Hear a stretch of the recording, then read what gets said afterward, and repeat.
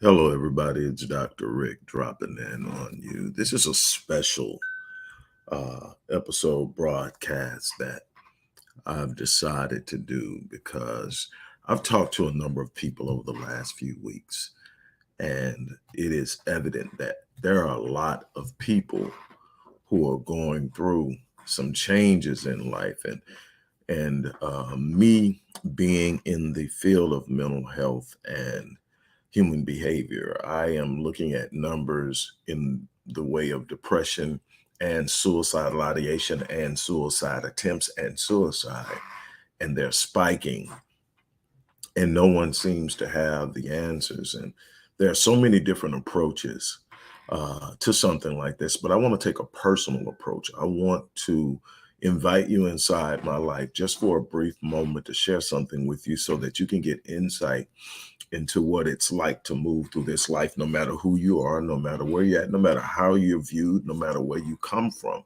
You don't escape the throes of life. You don't circumvent the vicissitudes and changes that are inevitable. You do have the ability to make decisions that can some way mitigate and tame the turbulence that life seems to present at certain times, but you're going to experience loss. It's inevitable. You're going to experience pain.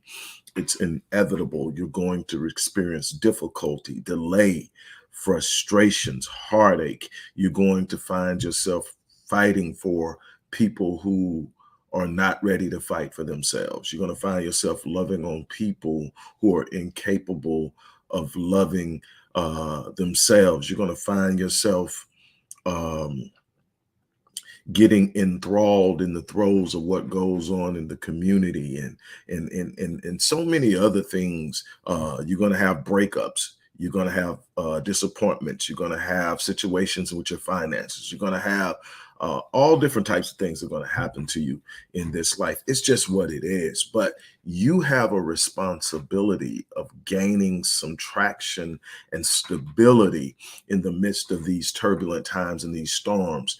And and so what I wanted to do with you is I just wanted to kind of share a time with you that almost broke me. Um, and it kind of is two pronged because the biggest part of it happened 13, well, somewhere 13, started 13, 14 years ago. And it culminated in a skip. I went through this part where I made it and it seems like everything's going great. And then last year, all hell broke out.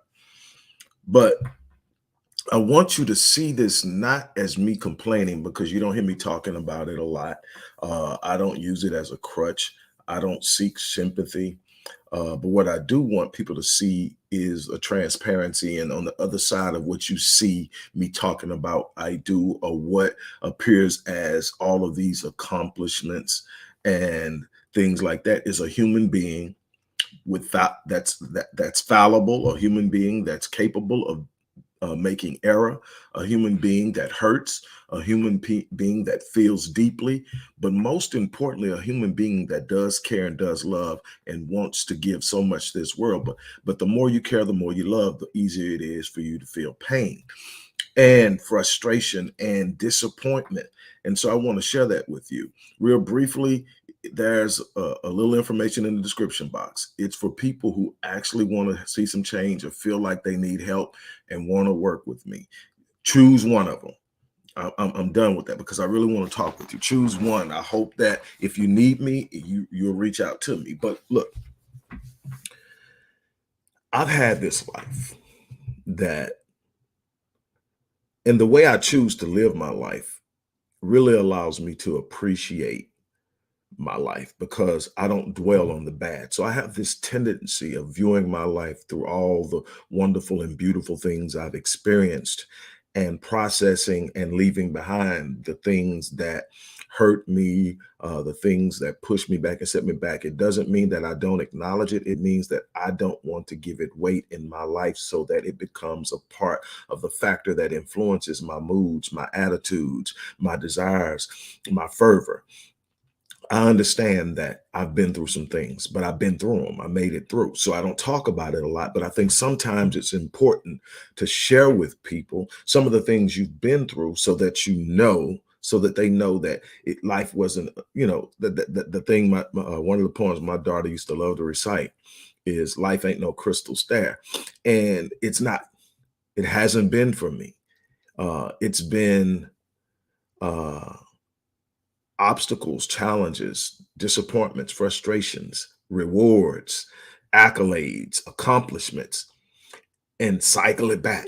It simply has.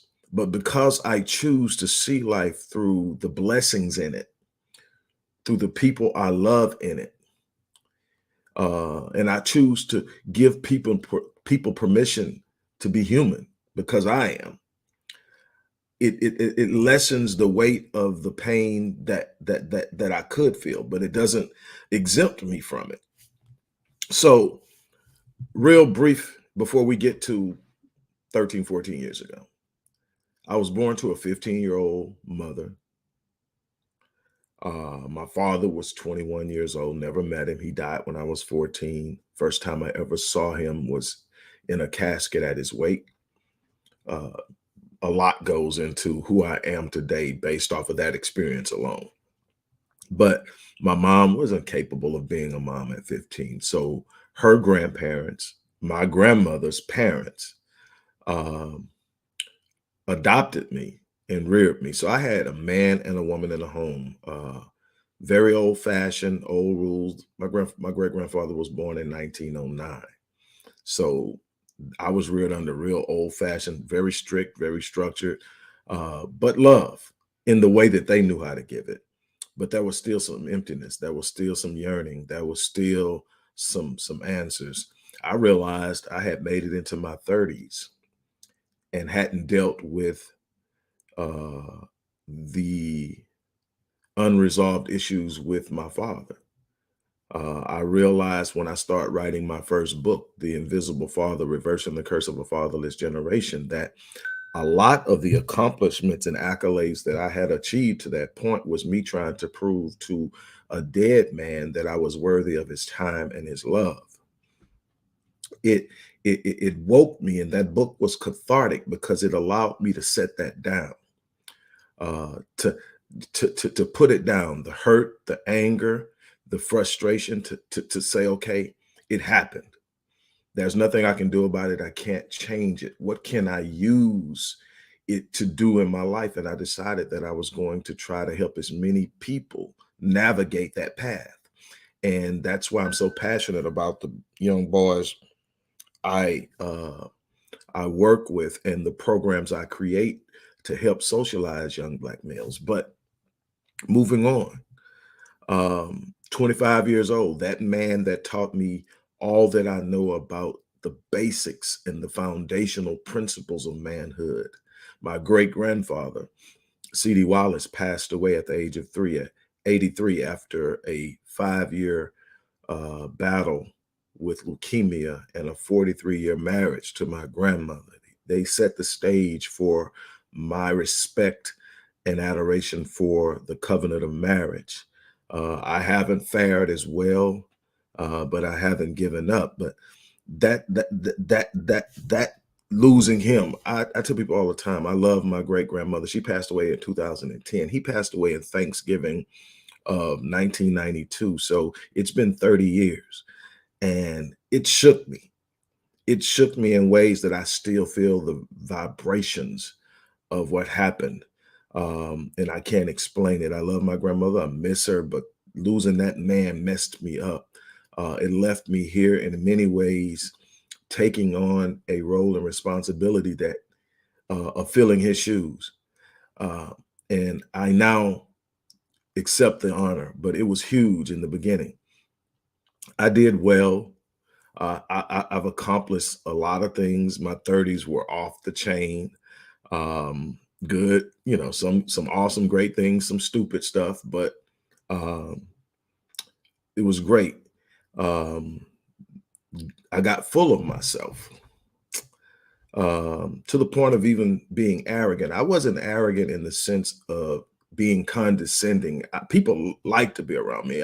I was fun, but I was arrogant in the sense that I didn't think I could make a mistake. I didn't think that I could fall. I thought that, where I was guaranteed my positioning, and I found out I was wrong.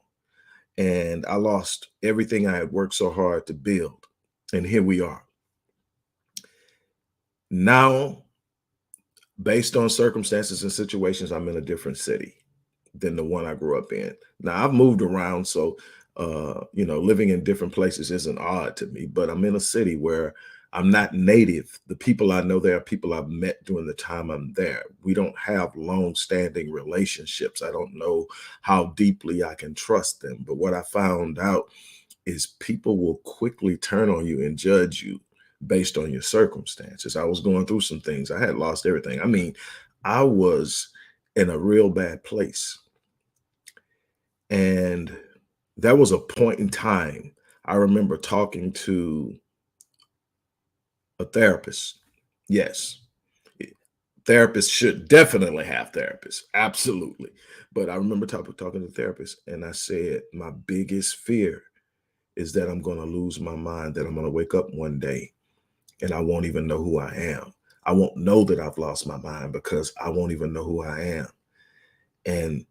And that was my thing. And my prayer to God at that moment wasn't, take me out of this. You got to get me out of this. You got to fix this. It wasn't any of those things, because I had that conversation with God when my grandfather passed years earlier. And my response, my thing was, I wanted him to change the situation, and God's response to that. And if you've never had that spiritual connected interaction with God, you can't understand what I'm talking about. I'm not talking about an audible conversation. I'm talking about being so pure in your intent to connect with God that you can speak to God spiritually. No words being shared, but it's clearer than any audible speech or conversation you've ever had. When you can get to that place, you can resolve a bunch of the things that are going on in your life, but you've got to be willing to work and trust and clear out so much of that damage that's back there. But I had went through it with God, and I remember laying on my bed on my back, just demanding God, quoting all kind of scriptures, trying to get this thing of my grandfather being sick and dying off the pallet, And God's response to me then was, no, I won't take you out of it. I won't bring you, deliver you out of it, but I will bring you through it. I didn't want that. So I went back, and I'm demanding, bring me out of this.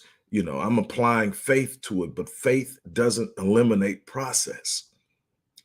And so here I am, and I'm trying to find myself, and then I tell him, bring him out, and God responds again, no, I will not bring you out, but I will bring you through it. Then God followed up with this: you, like so many others, are far too caught up in your desire for comfort. The problem is, I can't build character in comfort. Character is best developed in adversity.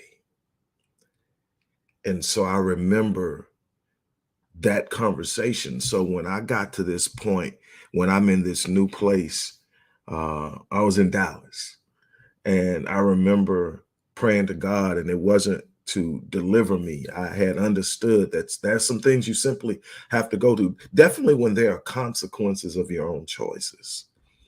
See, we don't like to look at that part. We don't like to look and say, if I wouldn't have, or if I would have, or I should have, then maybe.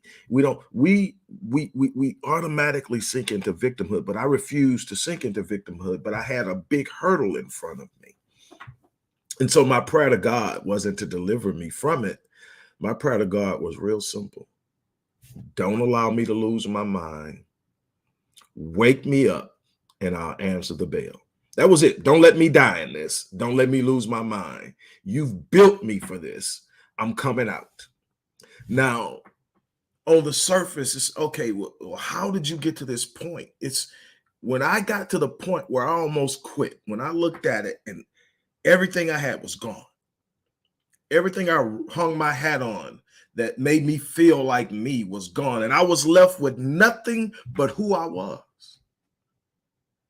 It was a point of self-discovery.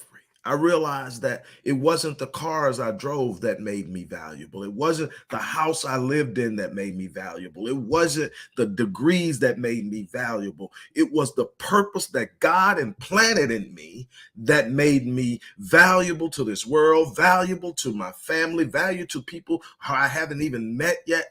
And I decided that I was going to live in that purpose, live in that value. And you hear me say all the time that the first half of my life was about me. The second half was about my legacy. That's where the turning point was, when I realized that my legacy was to touch somebody, to help somebody, to bring somebody to a point of healing. But I don't do it from a platform of perfection. I don't do it from this idea that you need to get like me. Nothing shakes me. Now I'll sit up in any moment and say it. I'm not folding, but it doesn't mean that the ground underneath me isn't vibrating. It's just that I refuse to quit. Let me tell you why. There's a passage in the book of Hebrews that leads into the passage that everybody quotes in chapter 11, verse 1. Faith is the substance of things hoped for, the evidence of things not seen. But there's an entire ending passage to the 10th chapter that shakes my very mantra, which is no surrender, no retreat. If you talk to anybody who's ever heard me speak, or you go watch me speak at a place I've spoken at before, and I've started to approach the podium, or they're about to hand me the mic, and people will be screaming, no surrender, no retreat, because it's my mantra. It's the thing. It's when I don't have anything else to yell, I'm yelling, no surrender, no retreat. I'm not giving up and I'm not turning back. I'm going to stay here and fight until I fall. And here's where it came from, though. When I'm sitting up and I'm about to quit, I'm reminded of something that shook me. See, in 10, it goes through and it talks about all the things that these people have been through and the system and everything. But it gets to verse 35 and it says, therefore, do not throw away your confidence, which has great reward, for you're in need of endurance, so that when you have done the will of God, you may receive the promise. I'm not done yet. But it said, you're in need of confidence, and you're in a place where you are going to have to exercise endurance, so that when you have done the will of God, you will receive the promise. When you have gone through the process, you will receive the promise. There is no obtaining or experiencing the promise or the prize without first enduring the process. Nobody wants the process. It hurts. Nobody wants to feel vulnerable. Nobody wants to feel like they're shaken to the core. Nobody wants to be betrayed. But even Christ had to experience it. So then it goes on and it says, for yet in a very little while, he who is coming will come and will not tarry. Oh, but here it comes right here. Now, we talk about faith in chapter 11, verse 1, but check it out. This is 10:38. But my righteous one will live by faith, and if he shrinks back, my soul has no pleasure in it. But the righteous shall live by faith, and he who turns back, the older version, my soul has no pleasure in him. Then he doesn't stop there, though. He says, but we are not among those who turn back, shrink back, surrender back to utter destruction. We are not of those. We are those who exercise faith until the saving of the soul. We execute the process until we receive the promise. The things that I am able to look back on my life and say, look, you're blessed. You've done some things. You've created a legacy. The authorship of 26 books, thousands of academic articles, tens of thousands of prose articles, businesses. But the most important things to me are the people who I spoke into their lives and they believed in themselves. I'll give up the books, the degrees, just me proving I could do it.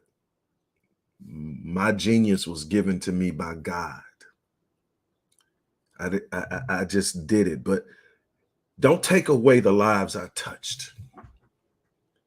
Don't remove the person who came to me, what, just a few months ago on social media and told me that 6 years ago, she lost her husband of 28 years. And there's going to be a pattern and a theme here. I want you to pay attention to how God designed this thing to work, because inside of my story is the enigma. I mean, the epiphany. You seek to understand where you're at and what you're going through. She said, 6 years ago, I lost my husband of 28 years. And I didn't know what to do. It was all I knew. He was my sense of identity. And I was about to give up. I was about to just let it all go. I didn't want to be here anymore. And then I came across one of your videos and I got hooked, and I would listen. And I started to believe in myself again. I started to understand that despite losing a great person in my life, that I still had my life to live. And she says, a year ago, I met another man. He isn't the replacement of the first one. He is a new opportunity. And we are married. And I see so much in our future. Thank you. Then the person that came along and said 2 years ago, I was going to commit suicide. And I came across your video. And something in what you said, it was almost as if you were speaking directly to me. But you showed me I had a reason to live. Thank you. I have a colleague now that I work with, Dr. Sherry Tomlin, who came to me and said, Doc, for years I listened to you, and you inspired me to take my nursing career to a higher level. And she got her doctorate in nursing in the field of psychology. And now she has her own practice. And the last I talked to her, she was in West Africa doing work. It's lives like that. It's the person I pass on the corner, standing there asking for help. And instead of just handing it to him, I get out and I touch him. The reason I touch him is because I've been there. The reason I touch him is because I want him to know I see him. The most unseen people in this world are homeless. We pretend they're not there. We pretend that it's not an issue so that we can be comfortable living our lives. I wasn't going to do that. I don't do that. I touch them. I talk to them. I listen to them. They have stories. They have stories. They're people. Then I get through it. I launch my company again, but this time I do it on the internet. I did unbelievable. I started with zero. I want to say $2.37 in my pocket. And the only thing left from what I had was diamond studded earrings. They were about 1.7 carats a piece. Again, like I said, first half of my life. But anyway, I sold them, bought a laptop, got me a room. I had moved up there to be with someone. We broke up. So I got me a room and I'm sitting there and I start building. I started writing for companies, picked up a company in Australia, did product descriptions for them, got another company that saw that work, First Choice Lighting in the UK, did all their product descriptions. That project lasted over a year. And it showed me that I was on the right track. And my goal was to get to what I was passionate about, and that was working with people. But I needed to build a presence, and I needed to eat in the process. And so I did that. Met this wonderful woman, got married, spent 7 years with her, and last year that ended. And people ask me, well, that's 7 years. Do you regret it? Not one day. I got to love hard, and I'm going to hold on to that, and I'm going to move forward. But that wasn't it. The first blow was finding out that my marriage was ending, then having it end in October, then several weeks later losing a younger brother. And there's so much complexity with that, because again, that falls and takes me right back to the father I never knew. And so I'm dealing with that. And then at the end of the year, I lose a friend, 40, 47, 48 blood clots after surgery. Um, I came into this year having to take two weeks for a mental health break. Now I have a mental health day every Tuesday, and every first week of every quarter is going to be a mental health break, because I didn't realize how much I was carrying. My life isn't great because I've done a whole bunch of awesome things and skated through life, and I've got the magic answer and quotient or equation for success, and nothing ever goes wrong in my life, and I'm the ideal epitome of all that's right. No, my life is great, because despite everything that's going on in it, I'm still standing. Despite a 15-year-old mother that I've never had a maternal relationship with. Oh, we've been close. I love her to death, but she was always more like a big sister. To not knowing my father, to always wondering why he didn't love me the way he loved my siblings, and struggling with that, to having to reconcile it and actually find a place in my heart to love him in a very unique way, because it's different. But just sitting there and determining that life wasn't going to take me out, that I wasn't going to quit. No surrender, no retreat.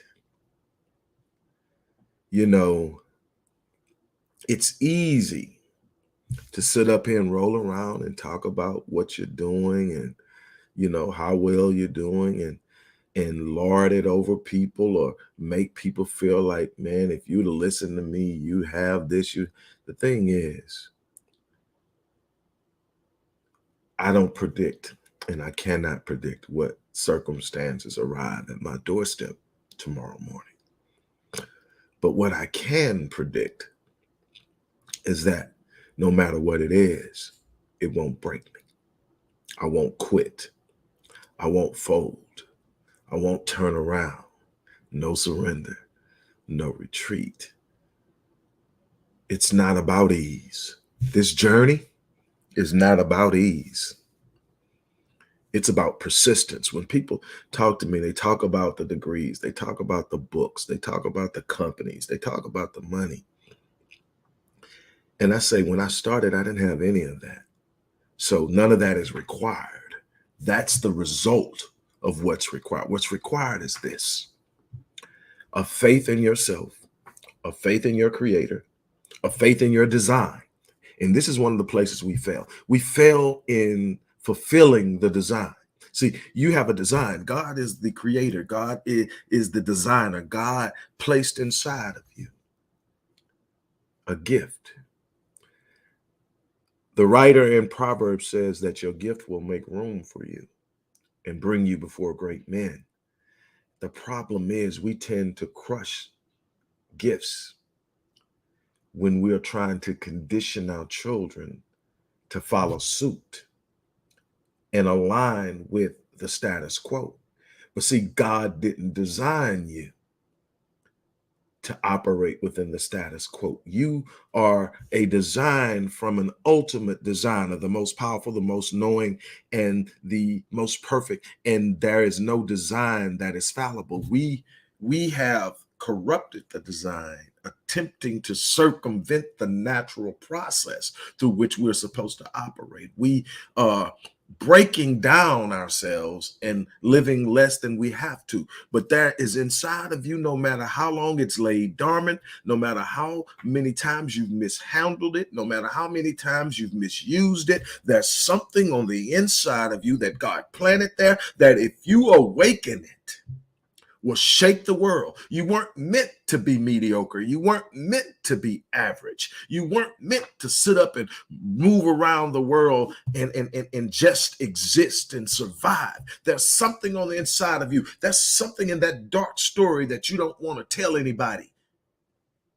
That is the light that will illuminate your path and that will change the lives of other people. You're not here for yourself. Your design is a reflection of God. That means your purpose in the life you live should be a reflection of God. I'm not talking about religion. I'm not talking about how many times you can say God is good. I'm talking about, can people look in your life and say it's got to be something other than just being human? There's something supernatural going on in this person's life. There's something extraordinary and phenomenal happening in this person's life. Whatever you got, I want some of it. That's how you evangelize. If you want to talk about evangelizing God, whatever way you see God, not here to tell you that. I ain't got time to tell you. Better have a personal relationship. See, when I'm dealing with God, I don't have to walk up and say I'm a Christian. I don't have to walk up and say I'm practicing this. I'm spiritual today. I just have to walk up and be able to connect and express my natural divine nature because I'm talking to the Creator. I'm an extension of God, sent here to do some work. I don't have to identify in any one area to touch that. But I ain't mad about how you do it. But what you better have is a relationship that you can connect, because that revelation, and see, that's what prayer is about. Most people misuse prayer. I often ask when people come to me, and so that you know, I have dual doctorates. The ph.d. is in theology. The psych is self-explanatory psychology. So when people come to me and they're talking to me about what's going on with them, and I know that they have a spiritual basis, a foundation, regardless of the religion, first thing I'm going to ask is, how's your prayer life? And they'll say, well, it's good. How often do you pray? Well, I normally pray in the morning. I normally pray at night. Okay. How does your prayers go? I'm getting somewhere, but I don't want to know. I don't want them to know where I'm going. So eventually we get that. So tell me, how do you start your prayers, and how you get to their prayers? And they'll tell me, well, I start like this, and I say this, and I say this, and I say this, and then I tell God this, and then I ask God that, and then I do. And I'm saying, okay, so we're 30 minutes into the prayer. You haven't yet stopped talking. When are you listening?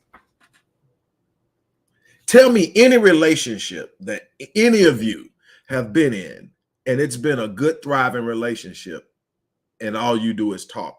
All the other person do is talk, and you just sit there. It's about communication. It's about actually letting the person who knows the most talk the most. Any situation is about letting the person who knows the most talk the most, or informing the person about the things that they don't know, so that they can give you their informed opinion. God doesn't have to be informed. A big part of that is you just venting, because God doesn't have to be informed. How about, first of all and foremost, using prayer as just a time to be in the presence of divinity, just in the presence. If you've ever been around someone who really loves you, and you know they love you, you ever had that moment where you're just with them and nothing is being said and you just feel at peace?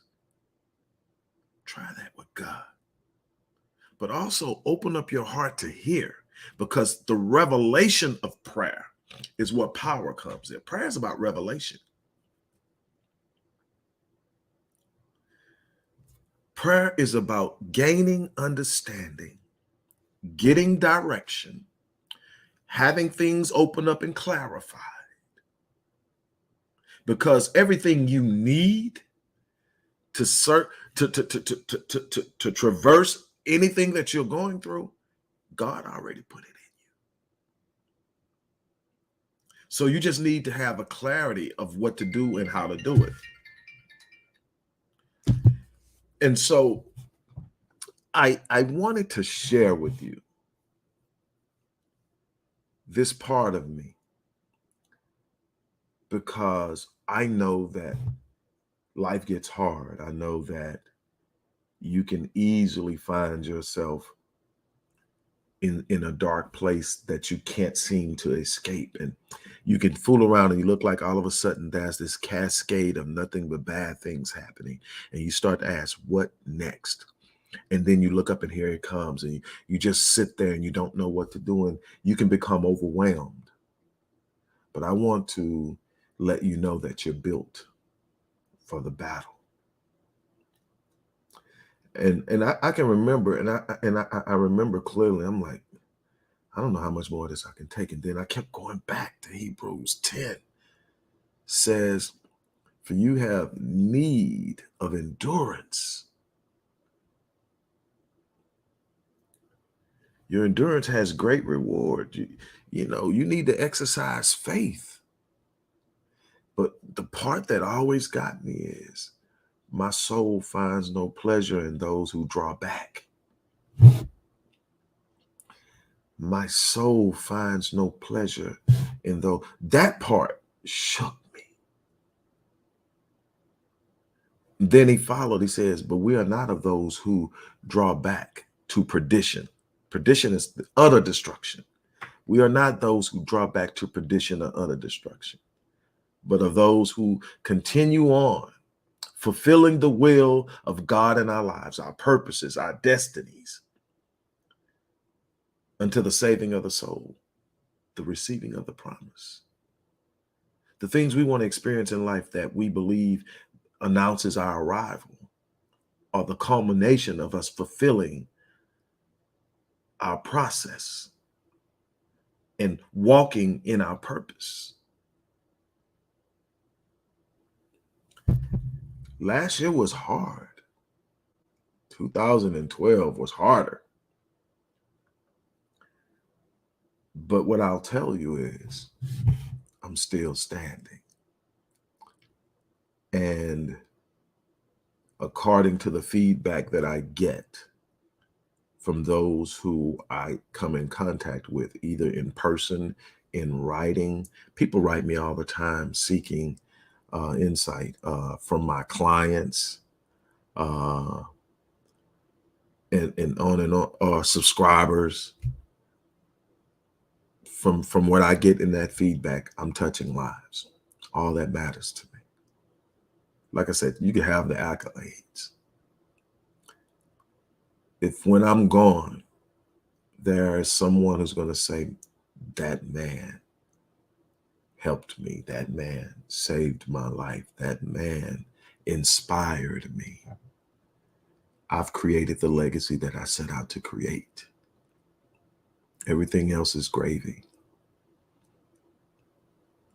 So as I close this little segment down, I want to encourage you. You're going through something right now. And many times it doesn't even make sense. You're asking yourself why. You're overwhelmed.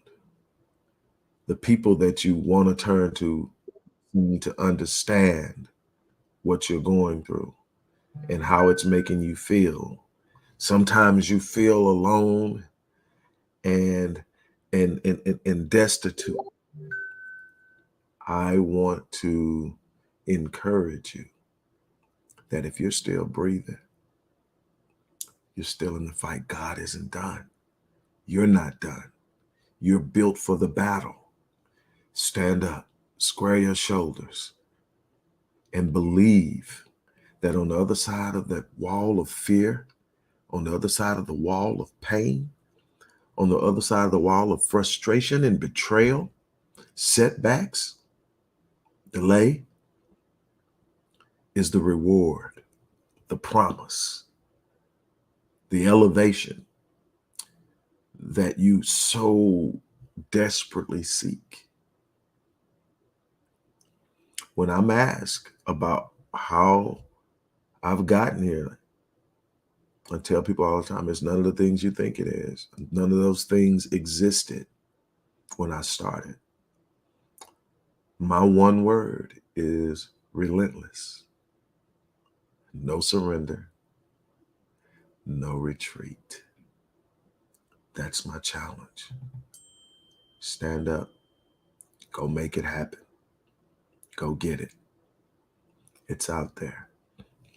Again, if anybody wants to work with me, there are some short-term options in the description box, some midterm, and if you want to work with me for over a year, just email, and we'll talk about that, because that definitely requires a major sacrifice. But no matter what, hold your head up.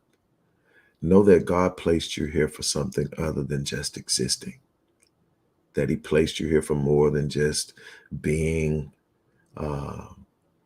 in survival mode 24/7. The answer isn't always easy to locate, but it's always on the way. You have access to the mind of God. Therefore, there's never a time or a thing or a situation that you can't get through. On that note, I'm out of here. As I always say, I live my life on full so that when I leave this place, I die on E. I encourage you, embrace your journey. I wouldn't trade anything because it made me who I am.